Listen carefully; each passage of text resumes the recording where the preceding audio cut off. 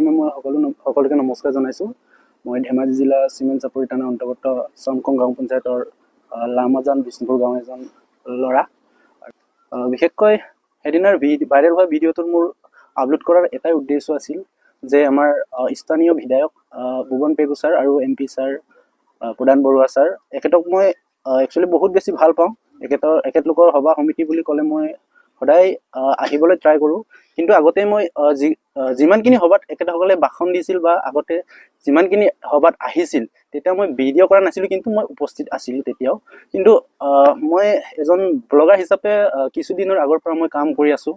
এই যিটো video' upload কৰিবৰ কাৰণে মই ভিডিঅ'টো এখেতসকলৰ ভাষণটো ভিডিঅ'ৰ জৰিয়তে প্ৰস্তুত কৰি মই ভিডিঅ' আপলোড কৰিছিলোঁ। এয়া মোৰ বহুত বেছি ভাইৰেল হ'ল বুলি ক'ব লাগিব। এইটো ভিডিঅ'টো সকলোৱে বিশ্বাস নকৰিব, এইটো ভিডিঅ'টো উচতনিমূলকভাৱে কোৱা নাছিলে।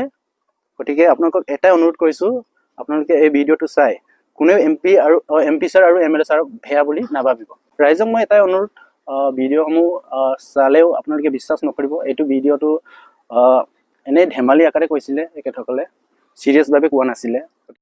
28 এপ্ৰিলত পঞ্চায়ত নিৰ্বাচন ক্ষেত্ৰত চমকঙত MP মহোদয় আৰু MLA মহোদয় আহিছিলে এটা মানে কেম্পিং প্ৰচেছ, পাৰ্টি কেম্পিঙৰ কাৰণে। কিন্তু সেইখিনি সময়ত অফিচিয়েলি কোনো কথা কোৱা নাছিলে, খালি কৰ্মীবিলাকক আহ্বান দিছিলে যে পঞ্চায়ত নিৰ্বাচনত সম্পূৰ্ণ শান্তিপূৰ্ণভাৱে ভোটগ্ৰহণ কৰিবৰ কাৰণে আৰু পাৰ্টিচিপেট কৰিবৰ কাৰণে।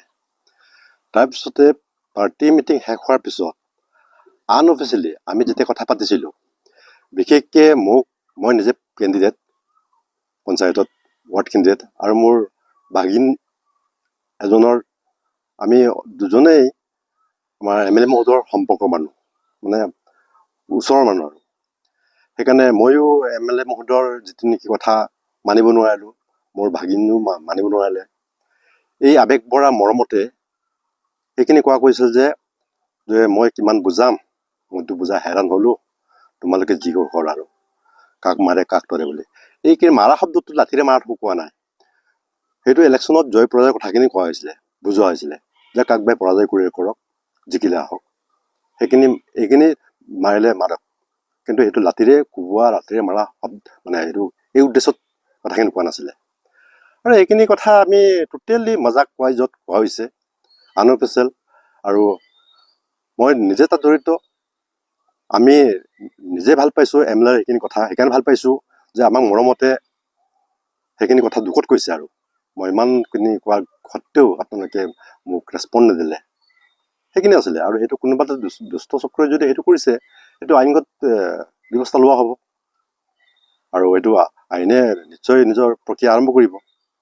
আৰু যিখিনি কথা TV নিউজত ওলাইছে যে মাৰপিটৰ কথা হৈছে, ক'ৰবাত মাৰ্ডাৰ হৈছে, সেইখিনি আমি একেবাৰে নাজানো। আৰু সেইখিনি যদি কোনোবাই কৰিছে, সেইটো আইনী ব্যৱস্থা ল'ব, আইনখন আছে, আইনক আমি বিশ্বাস কৰোঁ, পুলিচ প্ৰশাসন আছে।